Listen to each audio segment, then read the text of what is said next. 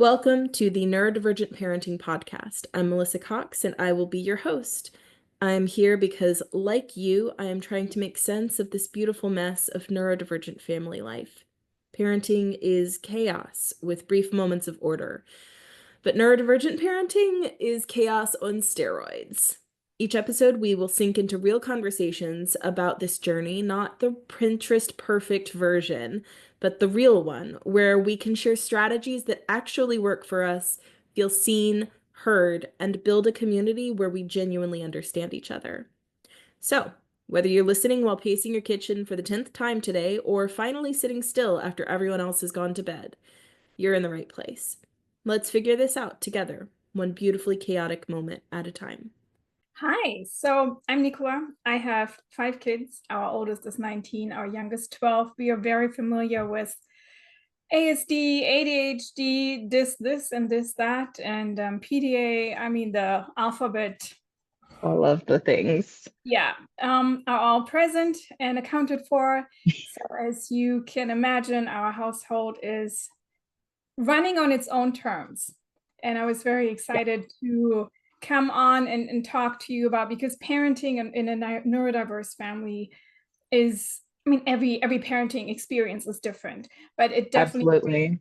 another layer and dynamic to it, that I'm happy to share about. We do well. Kids are adjusted all in their own way. And I'm happy to maybe give pointers to parents who are just starting on that journey, or who are not even fully immersed in the, hey, I figured this out, I know what's going on, and I know how to handle it, but who Yeah. are just struggling all the balls.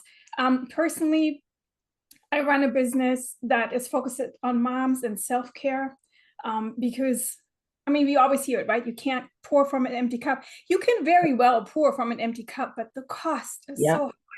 so high. And Absolutely. if you add a neurodivergent trait to it, the cost is so much higher.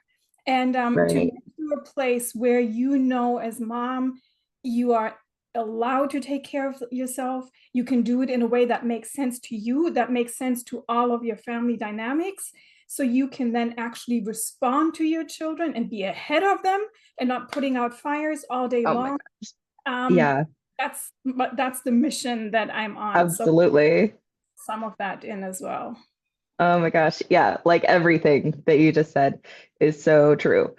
So you and your kids are neurodivergent or okay. Yes. So I have my official ADHD diagnosis, though I identify more as an ADHD. So there's definitely autistic traits in there. I'm not even going to go Yeah. try get the diagnosis. I function too well to be Yep. clinically, not functioning to deserve a diagnosis. But I do Yeah. have like 4 support people coming on a weekly basis to help me with stuff. If that falls away, our life is not functioning very well.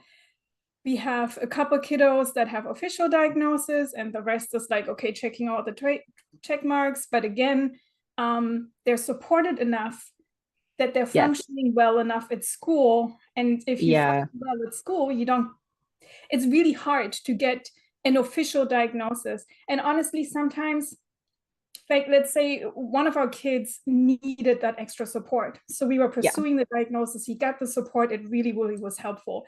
We have one of them, he's doing okay. Like, I mean, he's checking all the boxes, but Yep. there's no benefit in him getting the official diagnosis, at least at this point. So we haven't Yeah. pursued it. If that might become necessary at another point, we will absolutely get him Yeah. more outside help, as he needs it. That's so true. Like sometimes like I am pursuing an official diagnosis for one of my kids more so than the others because I mean, we had so many school troubles here in the States that I pulled them out and I am homeschooling them because it was just even the supports that they were legally required to provide, they were not providing. And it just sometimes we just make the best choice for like our particular family and like, okay, well, this isn't working, so let me figure out how to work my life around and pull my kids out so that we can do things differently. Yeah, and it is such a blessing that you get to do that. In Germany, it is not legal to homeschool. Oh So my goodness. I have to work with the system that is Yeah. given. And some teachers are amazing, and Yep. very open and understanding and educated, though they are bound by the structure that they're functioning in. And some some have inflicted some trauma that could have been Yeah. avoided, but there was no option short of moving, which we're finally Yeah. in the stages of planning for that, but our oldest is through school, and he literally just made it through school, and Yeah. now he has to work through, figuring out how to heal all that, because we did not have the option to pull them out. And not saying that it's always the best, but it's, on a Yeah. scale, it's still better than. Yeah, I mean, I think that there are benefits and like difficulties with everything because I mean, if I was up there every single day anyway with Yeah. having to, talk to people about the things that they should be trained in and should be aware of and having to explain to them like this is why they are acting this way or this is why they're doing that. And um yeah, I was unable to function as a human being, like as an adult, because I was up there every day, right? But also, I know that there are plenty of parents, even here in the States, who can't because of financial reasons or just logistics. Having my kids at home all the day is definitely very different than if I had, several hours every single day to go run around and do whatever it is that I need to do. Even if I was working from home, it would still be completely different. Yeah, absolutely. It's and that's where then you do the cost analysis. Like, Yep.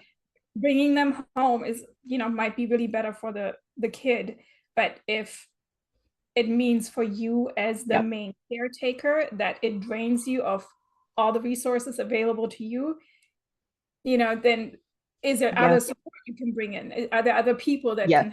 can, is you have to go down the list, but it's a whole thing, and it's always a micro It's decision. There's no yeah.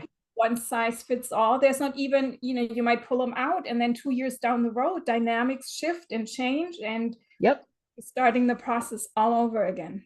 And Yeah, it's we've done the back and forth a lot where I pull them out and then they're like, well, I kind of miss having, more access to friends and stuff because we do plenty of social things, but there's a difference between being there every single day with their friends every single day versus intentionally making,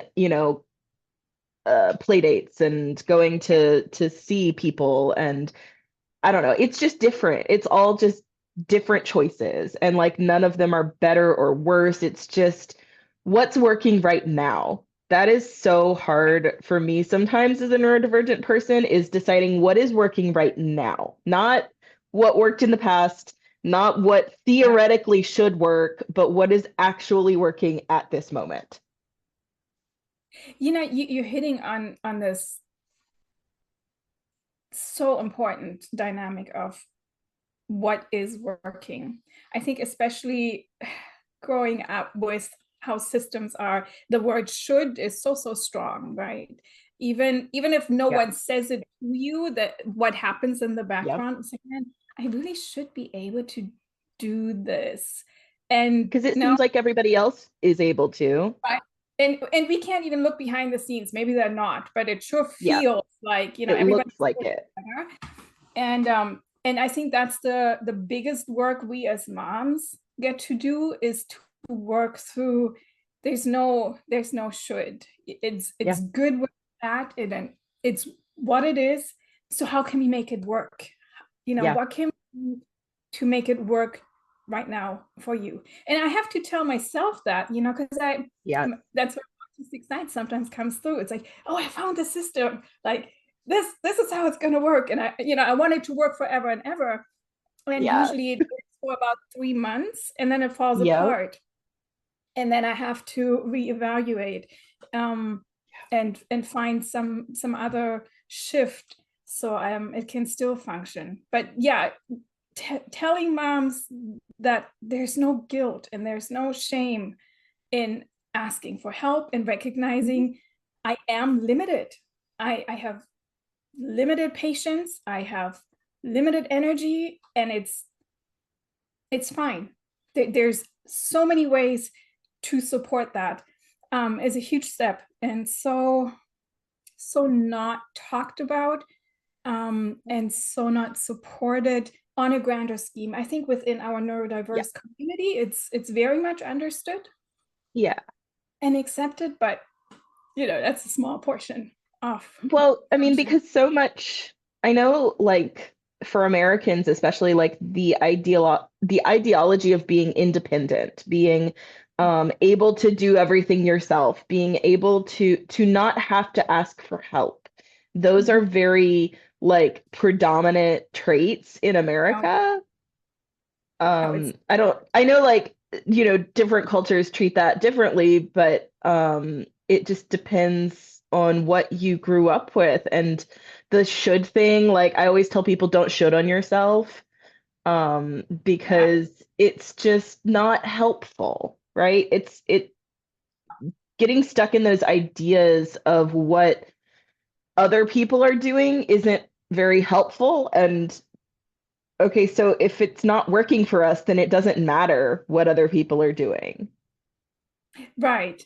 Yeah, I really try to get into permission granted. You need to run your dishwasher twice half empty, permission granted, run it. You need to have a box at the door with all your shoes in wild arrangement, permission granted. Do what works for you. There's really no, caveat, have your kids fed somehow. Somehow, whatever they eat, which is the list is sometimes very small to begin with. Yeah. Have them clean to a degree, and even that I know is the struggle. Depends on the day. And provide as stable of a home as possible. And with stable, I don't mean you have the same routines every day, though some kids really, really do well on that, but have a place where they feel safe. Where they can come home and know they're accepted. And because it's hard enough as is, even with all that, like, I mean, we have multiple kids, right? So there's 5 of them, and their needs are sometimes opposite of what the other one needs. And so no matter what you do, someone loses. And that's in a very loving, accepting, well-established, well-rounded home. It just happens. So life is hard enough as is. So if you can provide those things, the rest are details. That one comes up so often with my clients is how do you balance your needs, but also like just sometimes just trying to balance your kids' needs and polar opposite needs, right? Like you said, like I have a sensory seeker and a sensory avoider. So how do you deal with that? It's unsatisfactory, to be honest, because I have to address both of them, and they're at an age now where I can, when they're 3 and 4, there's no point in verbalizing them. So at that point, I would literally create separate physical spaces for them to express what they need. Now that they're older and we can have conversations, I lay it out, and it's like, I know you need to move. I know you can't sit still right now. And can we find a place where you can do that without distracting others? And then I address the other one and say, I know you need quiet right now to focus on your thing. Is it possible for you to do that somewhere else? Or is it possible for you to maybe live with the distraction for a certain amount of time? Can we put a time?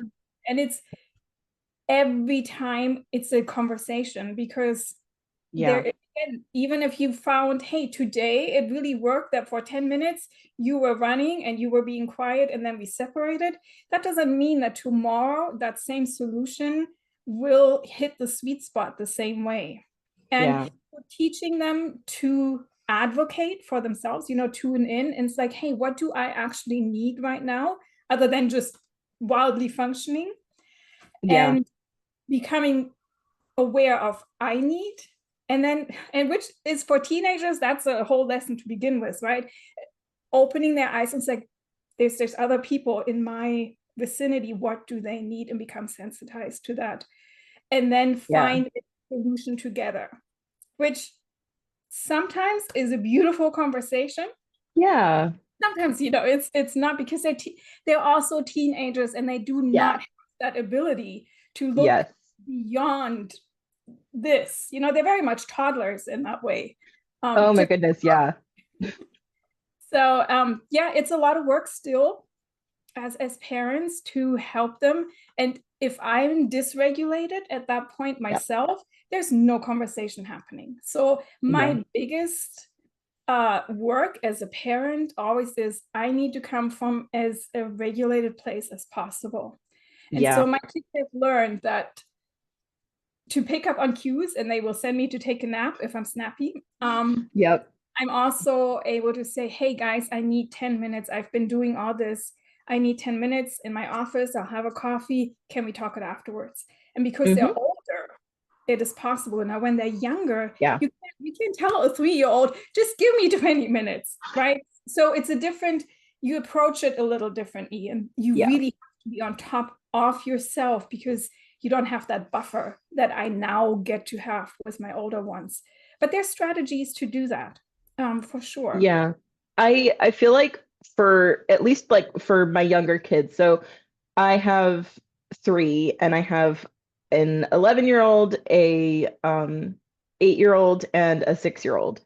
And Okay. so I'm like just coming out of the constant sort of like mediation and constant preempting, right? I have to like for so many of their like especially sensory needs and just like attention and like the amount of attention and affection that they need, or attention to be able to listen to them info dump at me, or to to give them what they need, right? I have to preempt. I have to like make sure that I am aware of how much I'm like, hey, so I haven't sat down and asked them recently, like today, about what they want to tell me about, right? So it's like, otherwise, that is going to come up later at a less convenient time. So Yes, I'm exactly. I'm like trying to fill their bucket, and this is not perfect. This is never perfect, but I'm trying to do my best to fill their cup Yeah. before it gets to the point where like they are in a less functional version of trying to get that Mhm. need met. Yeah. Yes. It's a lot of work, but you're right. The knowing that that's a good strategy to be, what you were saying, to Yeah. fill their cups before they become completely Yeah. dysregulated and falling apart. So valuable. But that also means before you can do that, you need to be at a point Yep. where your cup has been at least halfway filled, like a little bit of Yes. crinkles, so you can be in a space to do that. And Yep. mornings usually, or earlier of the day, easier than come 4 o'clock, because then it just It's doesn't happen witching anymore. hour. It's Yeah. for 5, 6, usually. So we have a sort of because we homeschool, I'm able to adjust to their biological clocks, because one of my sensory seeker is also a night owl, and he just wants to stay up so late, and I've gotten him to where he'll go to bed at a reasonable hour, but Mhm. still it's later than the other two, right? So the other two are like, I'm tired at 8 o'clock, and they're like, my body wants to go to sleep, Yeah. but he wants to stay up until if he could, he would stay up until 2 a.m. Honestly, I don't. At some point, he'll be a teenager and he will have his own room and he can set his own schedule as long as he's, capable of functioning. But it's that balance. And um see, this is how ADHD conversations start, because I Yeah. can't remember where I began. Filling your own cup, and how Yes. earlier parts of the days are a little easier than the witching hour, which can extend from 4 to, it sounds like 8, 9 o'clock for you. Yeah. Yeah. Yes. 8 and 9 o'clock are like, I am done. I am wiped. I'm like, I need us to be quiet. I need us to like stop talking and we need to go to sleep. So we read and we try to get everybody to like lay down, and I just kind of let him wander around and like walk as I'm reading so that he can get those wiggles out. But it's just whatever works right now, right? Yeah. Yeah. And you'll always be in that whatever works. Yeah. And they'll be, I mean, I guess as people in Yeah. general, especially, I have one that is very sensory seeking, having, the dysregulated sleep, Mm-hmm. and the always having to be in movement. And he's gotten to a point where he recognizes that about himself, so he can help Yeah. himself. But I don't think that'll ever change. That's I think just, that's just who they are sometimes, We're and just different people. I do a lot of explaining to my kids too that when they are having struggles between themselves, I'm like, you are different people. Like you want this and they want this, and that's not always going to match up. Sometimes we have to practice removing ourselves from the situation, even when we think we're right, even when we think that we have been wronged. Like we still have to remove ourselves because we can't change those people, even our brothers and sisters. Like we can't do that. Yeah, it is such a hard lesson to learn. I mean, I think for people in general, that's a hard Yeah. lesson to learn. But being so intentional with your like 8-year-old, Yeah. you are right, and you have all the rights to feel what you're feeling right now. Yeah. But for this moment, I need you to remove yourself. And then when everybody is in a better space, let's talk about it. Let's find some better solutions. But right now, you need to, and it's hard. It's hard to learn that, hard to teach that. And because I always feel like you can watch how it's just not a perfect world, right? Like they're all kind of, you're always chipping away a little bit at this doesn't work this way right now, and it's heartbreaking. Yeah, it is. And I mean, I think that's just the sort of heartbreak of raising kids too, is like helping them understand that unfortunately the world is not perfect and some people are going to be cruel. Some people are going to be really unkind and difficult to work with or to just be around. And we just have to, like you said, with the solid foundations in the home, that's the hope, is like that we have some sort of solid foundation that they can come back to, so that whenever they do face those things outside of us, outside of our home, that they know that they are still loved and they know that they are still cared for in some space. Yeah. And that teaches them a measure of what kind of people they should surround themselves with later on in life, because you always choose your circle.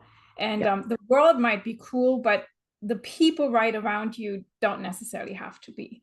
So if you at least have experienced how that should feel like, or could feel like, at least it gives me the hope that they will do well. And now that I have oldest, I have the advantage of seeing that our oldest moved out. Our next oldest, the 17-year-old, is on the verge of that. And but I can see how they are, just glimpses, right? Yeah. On the outside world and how they're being perceived. And we've been getting really, really positive feedback about just that they're cool people, that they're kind, that they're considerate. that they're liked, in whatever circle they're at. But it feels good that to know that all those years of laying foundations and of doing the preemptive stuff and of mediating and of teaching and all that can lead to a really beautiful outcome. For sure. Yeah, because I mean, we know that there's going to be stuff that we can't control and they can't control, but at least if they have that, it is.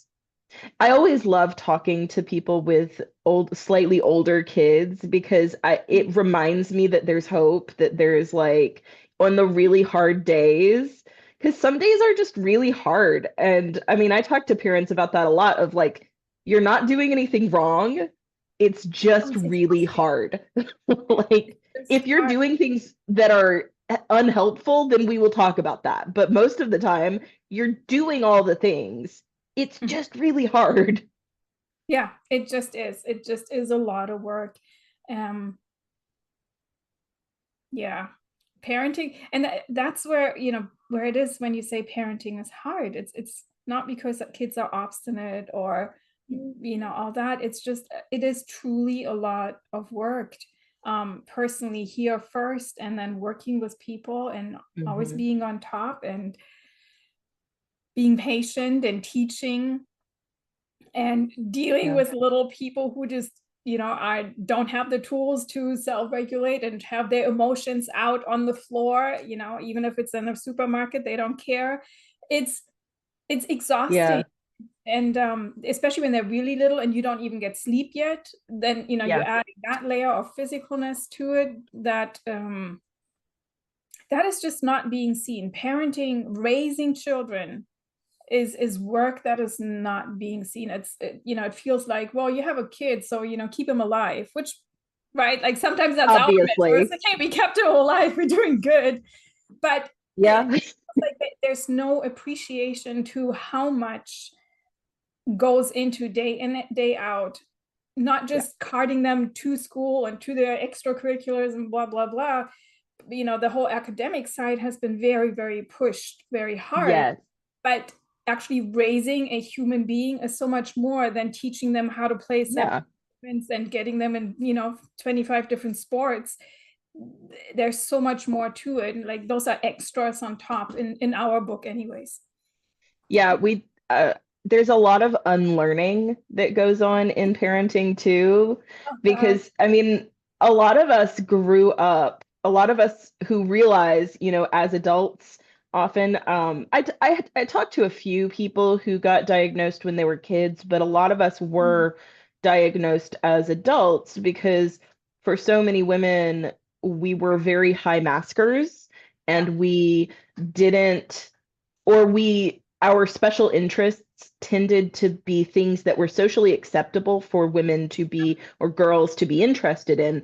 So we were just the chatty Cathy in the classroom, or we were the girl who was really into horses, or whatever thing it is that was fine.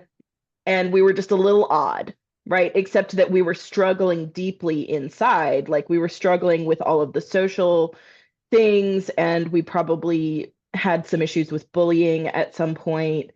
But so much of raising kids for me and a lot of people is reparenting ourselves to understand that like the things that we did in childhood, like we're not broken, like we were not broken, we were just completely different than what society expected from us.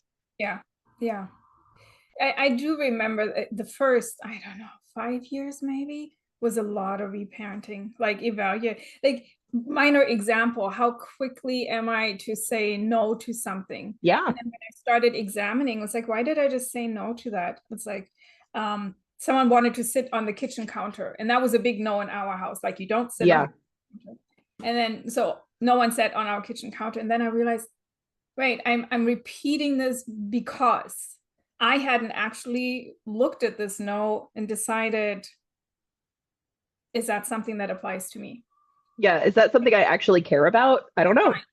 Right. Like just asking the question. I was like, okay, I think I don't care as long as they're safe and as long as there's no food, like with a few, Yeah, boundaries around it. But no, no, yeah, sure you can. But it took, layer by layer by layer. There were so many opportunities to re-examine my own responses and see where they came from. And if that was something I actually wanted to choose, or if that's something that just came from, well, that's how I was brought up. So yeah. that's how it is. And recognizing that nothing is, that's how it is. But it's a choice Oh, I get to cultivate. I think like so talking about that, like it makes me think of this I think it was like a Tumblr thread that I read at some point, but it was basically saying how recipes evolve over time. Yeah. And it was this family, like this person who learned how to make a roast, and every time they made a roast, they cut it down. You've read this one, right? Like Yeah. they cut it down and they didn't know why, but That's that's just how they did it until like I think their spouse asked one day, like, why do you always cut it? And they're like, I don't know. That's just how my mother and my grandmother always did it. And then they go back and ask the grandmother, and they're like, why did you always cut it down? Oh, well, that was the size of the roast pan that I had, so I had to cut it down. It's like, so like there could be no good reason yes. that you do things, but because that is the way that you were raised, you think, oh, well, this is just how we do it until you are forced to re-examine that. Yeah. And having little kids in the house, I mean, that not forces, but it gives you so many opportunities to Yeah. re-examine so much. It's the greatest self-development program you can ever Yeah. enter if you are willing to do the Yep. work and do that. Because I remember when my second daughter was born and she was all her emotions, whether happy or bad, they were always out there. So she was a very, Yeah. very happy child, but she was also a very, very upset child. Yep. And recognizing in that mirror is like, because my love didn't change. It might have been frustrating sometimes, but it wasn't, I wish she'd be different, because she just was that way. But then recognizing, wow, well, if she gets to be that way, maybe I get to. And it Yeah. was so healing to extend that to myself. I have a Oh my place goodness. in this world. I get to exist with all my everything and all that I am, because Yeah. I get to extend that to her so naturally, right? I mean, a mother's love, Hmm. if it's most of the time, it comes very generously. Yeah. Yeah. And I can extend that to myself. And that was a beautiful lesson to have Mm. learned. And all the kids benefited from it, I think, because I changed as a person. Yeah. I mean, I think that's like the hardest thing about the first kid, right? Is so often the first kid is the training ground for a lot of our stuff. Yeah. And so I had a lot more struggles with school stuff, with Mm. all of the meltdowns from my first kid, and especially because my first kid is a girl, um, we had we had fewer resources because nobody wanted to believe that this kid was struggling because they she masked all day at school and came home and had, massive meltdowns because she'd held it together all day. Yep. She was done. And so in front of other people, there was no safety, right? So we put up the mask in front of people that we don't feel safe with, which was everyone except mom and dad. Mhm. And then we let down that mask, but that means that home life is incredibly difficult. Yeah. Yeah. And if you don't have the understanding of where that's coming from, and you start taking that personally, Yes. and you're in such a world of trouble. Like, Yeah. and it starts so young, right? I want to Yeah. I want to cry when someone says, "Oh, my 8 months old definitely manipulates me," and I'm like, That's not possible. it's like I don't even know where to start. It's like it's 8 months old. It's just communicating a need.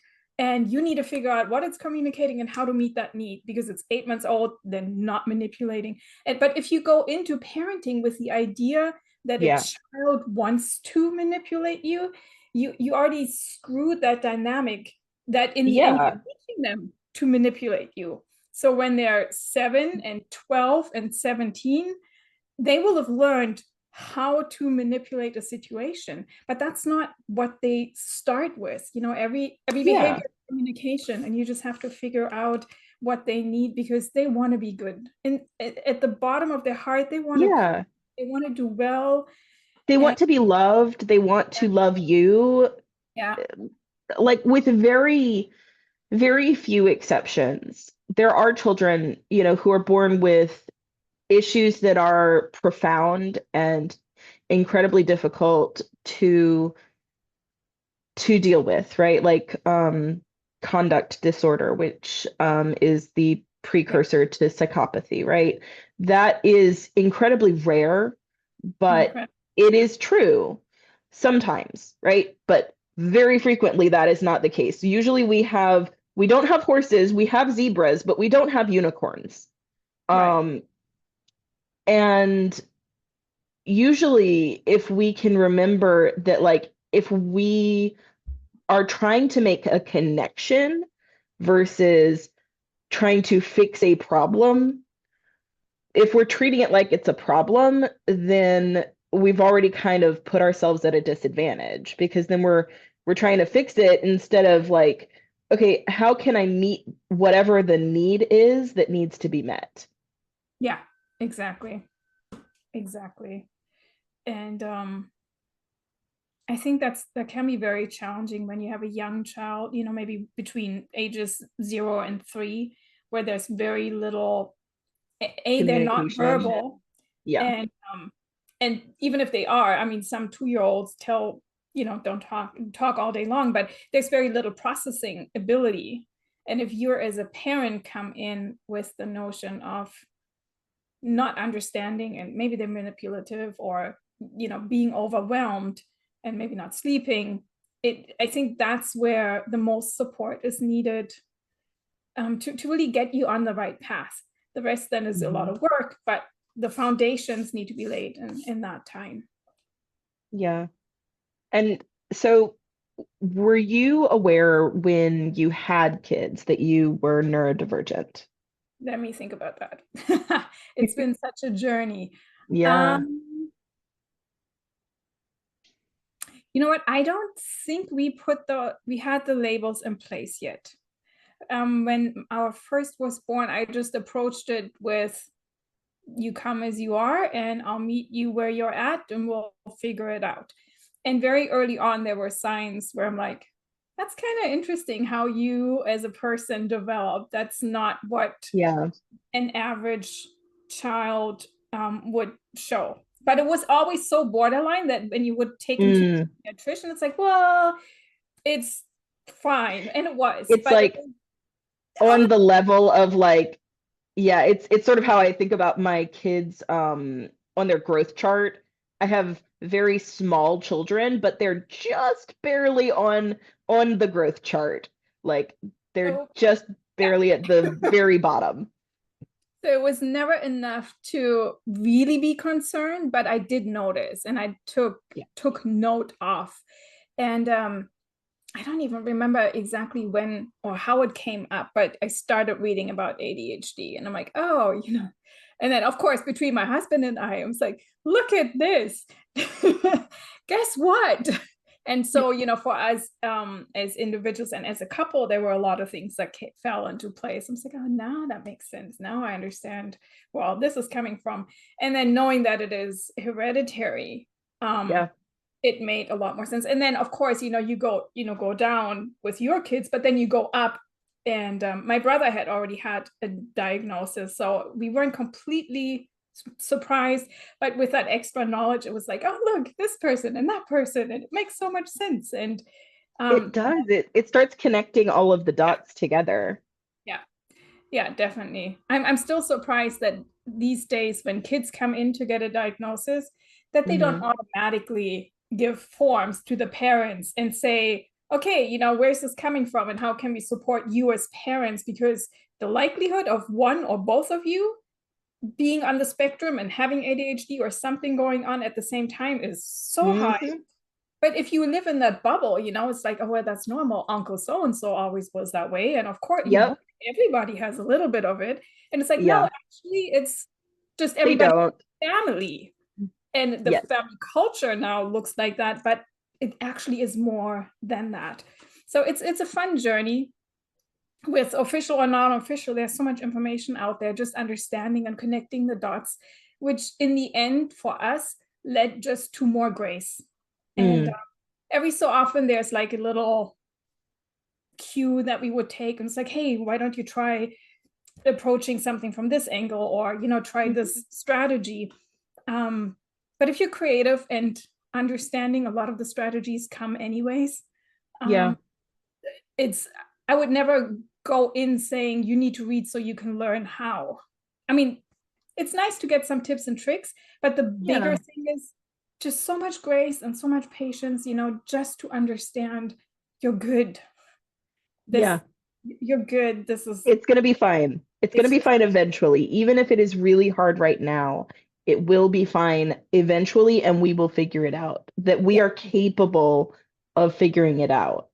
And it is figure outable. Like, it's not the end of the world. It's not something that is so broken that it couldn't be fixed. It's not something that needs to be fixed. It's just something that to navigate in whatever strategy works for you and your family. Yeah. It's so much of this journey is about just self-acceptance and teaching self-acceptance to our kids so that hopefully they have to unlearn a little bit less than we did, or to remind them because I mean, the world around us is constantly reminding us if we don't fit into whatever mold would be easier for other people. And so we have to have that self-acceptance like deep in our bones so that we know even if it's convenient for other people, that doesn't mean that it's something we have to do all the time. Yeah. And honestly, I still think it's a scam.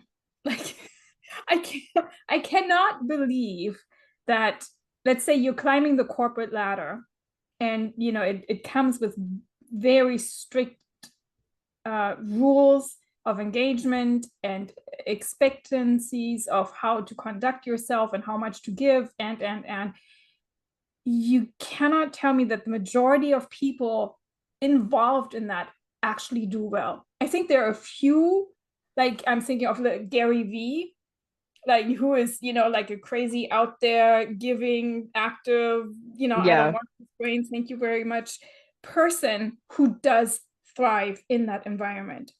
But I think most people are just kind of caught in it, and they don't know how to get off. They don't know that they have permission to get off, and that as long as they're participating, they're still keeping that system alive. But I honestly don't believe that most of them thrive. I mean, if you look at heart disease and all the diseases, it costs you somewhere. And if it's your body that is telling you, it costs you. Yeah, I talk a lot about like how I feel like the autistic and ADHD neurodivergent people, we're kind of just the canary in the coal mine. It's that we are so affected by that system that we have no choice often. Like we might get along for a while, but at some point we break. And we have no choice but to get off the escalator, right? Like we have no choice but to find a different way to function, or unfortunately, some of us burn out completely and we end up completely disabled or unable to function even basically. And I mean, it's so many of us end up in addiction and disease that could have possibly been prevented had we had more supports, had we had more ability to do the things that we need instead of what benefits other people. Yeah. Even if it just comes down to the things that we need. I don't even know if it's a benefit to other people if we function. I mean, it's uncomfortable. You're right. Like if you have Yeah. a kid in class that needs to move and 24 other children are trying Yeah. to concentrate, that is inconvenient because the system is set so rigid that there's very little room for that to exist outside of that. But I think the bigger thing really always starts with you recognizing what you need and advocating for it, and recognizing you have a choice. It might look very different, but more and more, and I think you and I experience that a lot in the entrepreneurial world, we are just creating circumstances that serve us. Yep. And that is possible. And it's possible for anyone wanting to create that. And without going into a how, it's allowing yourself to even knocking on that door and say, well, is there something other than that? What else is possible? Because it is, and it should be. Yeah. But allowing yourself, giving yourself that permission that, okay, I don't want to participate in this. I do need to pay my bills. Yep. What else is possible? Yeah. Just opening that possibility, right? Like that is huge. Yeah, exactly. So if you take anything from this, it's what else is possible, because it Yeah. is. Yeah. Yeah. That is so important. This has been just such a wonderful conversation. Was there anything else you wanted to touch on before? No, I think we touched on a lot of stuff. I think my Yeah. favorite points of this is really permission granted to be you, ask what else is possible, and love on your kids from the bottom of your heart, because they want to be loved, and they just Yeah. every action is communication. Yeah. Oh, so I do like to ask what has been your greatest success? What has been your greatest success in raising your kids and Oh, being a parent? how do you quantify that, right? Like, how do you, I don't know, greatest success? You want to give me an example of what other people have said so I know what direction to go? So I mean, personally, like a lot of what we've talked about is like the personal growth and the the changing of mindset, just the ability to meet people where they are. And I love, so I've always loved sociology and human beings. Just I always want to figure out how people work. And Right. so having children is a great opportunity to find out how people work and why they're not doing the things that I wish they would do. Um, so it's been a really great area to learn acceptance and learn flexibility, even when that is really hard. And the greatest success with my kids, especially, is um, leaning into their needs and listening to them, and then like letting them know that it's okay, even we will figure it out and it will be okay. And your needs are your needs. Like they don't change based on like what else is going around you. Your needs are your needs, and that's it. Yeah.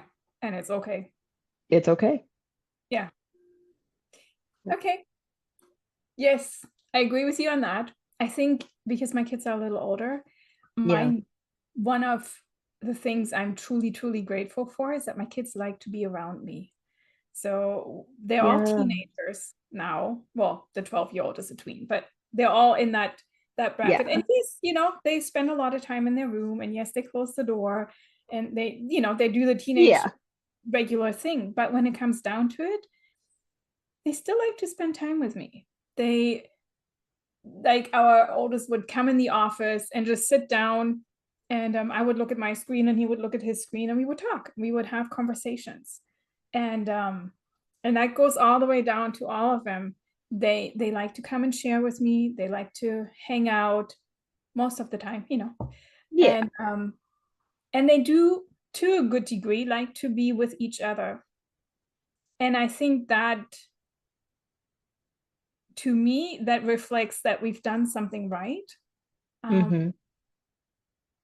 Because everything else can be learned. Whatever skill they don't know yet, whatever grade they didn't get in school, I know if they're motivated to do something, they can catch up on that. But the interpersonal safety that they feel and that they display now that they're teenagers and beyond, that is something that is so much harder to learn as an adult if you choose to. And they get to have that from the get-go. And I can see it and other people can see it. So to me, that is very, very precious. That's such a gift. Yeah, that's like the biggest gift I feel like we can give kids is the ability to self-regulate, to interact with people not from a reactive state, but a responsive state. And yeah, I agree too with when we are, especially like you mentioned with academics being so pushed, that is a lot of the pushback that we tend to receive with homeschool, right? Is that, well, what if they don't learn enough? What if they don't? Okay, well, they weren't really learning in public school because they were constantly dysregulated. A dysregulated child cannot learn very well. A reactive child cannot learn. A reactive person can't learn. So it does no good to be in school with heavy academics if you are constantly dysregulated. Yeah. None of that matters. And it And doesn't. go I ahead. mean, yeah, no, I mean, I'm thinking of like, why do we push it so hard that your 3-year-old, needs to know the alphabet and be able to read so they can then go to Harvard and Stanford? Really, like, how many people paid for that path? One of my nieces is like, she's doing the doctorate at Stanford, whatever. And Sure. that's amazing. But For her. for her, exactly. But most of my kids are just not in that realm. And that's also okay. Like, to be happy, is not dependent on a degree. And that one was a big unlearning for me because I did well in school. I loved school. None of my kids do. Like, I don't even understand. So far out of my normal. But okay, then they'll figure out whatever What they do want to do. Yeah. Yeah, and I want them to know that they can learn. My biggest lesson with a school for my kids is that learning is not a thing that ends. Learning is not something that ends at the end of high school, at the end of college. I want them to want to learn about whatever it is they want to learn about.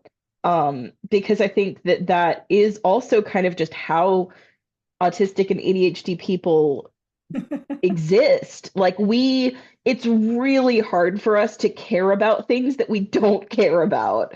And to learn things that we don't care about is just mind-numbingly boring. But if you give me like a baking textbook, I will read that thing cover to cover. If you give me remember. Yeah, and remember all of it easily instead of trying to cram information into my brain that doesn't want to be there. Yeah. So interesting. Yeah, we could get, and that's definitely another conversation, but the whole school system, how it still functions is just so adequate and not helpful for normal children, let alone for neurodiverse children. But let's not open that. It's a whole other conversation. It could be at least an hour just on that. So we're not going there, but I'm glad you found something that works for your children at this point of time, and that's what matters. And I mean, even when they're in public school, I think like I have a friend who tells her kids all the time, I don't care what grades you make. Like, I don't care. It doesn't matter if you are passing. perfect, amazing. If Yeah. you're not passing, we will figure out what we can do to get you to pass, but that's literally all that matters. Like, Yeah. you, I actually had to tell one of my children now, it's like, I know this assignment you're not able to do. We tried, we worked on it, yeah, it's not happening, and you know what? It's not happening. It's yeah, it's just what it is, and I had to be fine with it. I had to, so I could tell him you're okay with it. Still in conversation with a teacher about that. yeah. But That's the trying to get them on board is sometimes more effort. and I feel for them because they're Yeah, about, I have to put something on your on the yeah, on the paper. I have to write something, and all I yeah, can write is it didn't, there was nothing there. And I'm like, you know what? You write what you need to write, yeah, and he's young enough that it is so inconsequential. I'm not going to push him, yeah, and just trust that as he grows, he'll get his way. And but yeah, that was a learning curve for me first, so I can then extend that to him, and then let alone the outer world. But I don't want to keep yeah. you. It's been really Oh, fun but yeah, talking. yeah, just trusting that kids are going to be okay eventually is like one of the most important lessons for me personally. And yeah, this has been such a great conversation. Thank you for being here today. Yeah, it's been my I'm pleasure. Had a good time. I'm so glad we got to talk. Was there anything you have a personal practice if you want to put that information out there?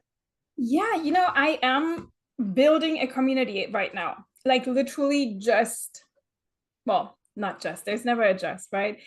I'm inviting moms, and if you're an ADHD mom, even more so, I'm desiring to create a space where you can just be. Yes, it's about tips and tricks. Yes, I will teach about self-care, all that. But I think, especially in the world these days, we need a place where we can just get to know each other, where we can Yeah, know that it's not just a name, it's not just an echo chamber. I was so amazed how sometimes we use these groups as like, oh, help me solve this problem, and I have these random people, these internet strangers, talking to the most intimate things of my life, and I'm like, what has happened to this world that is what we need? And I think we all need yeah, connection. There's a huge yeah, component of mental health that has to do with community and with knowing people and being with people. yeah, Would it be awesome to have that in person someday? Yes. Am I there yet? No. So I'm creating it online. It is off Facebook, so it's not going to get lost. You do have to be intentional going there, but yeah, the idea is that there'll be people there you recognize, that know you, and where we can have that bubble where we can support, yeah, and where you can ask, hey, is this okay? Can I really run my dishwasher twice? Can I have a pile of crap on my dining room table and living there? yeah, Those kind of things where we can learn that you are not too much. You are yes, okay. So I would like, and it's a free community. So I'd be happy to yeah, welcome more of you into that. yeah. We can definitely add that information down below, and we will, yeah, like finding our people, finding our community is profoundly helpful in just surviving some days, just surviving, let Yeah, alone thriving. It's really awesome for thriving too. sometimes it is, and that's where it starts. Yeah. Yeah. Okay. Thank you so much for being here today. This was delightful. Same here. Thank you so much for providing the space. And I hope that people will take nuggets from it and take it with them. Absolutely. This has been an episode of the Neurodivergent Parenting Podcast with Melissa Cox. We are part of the Neurodiversity Media Network. You can find the Neurodiversity Media Network on YouTube and anywhere that podcasts are.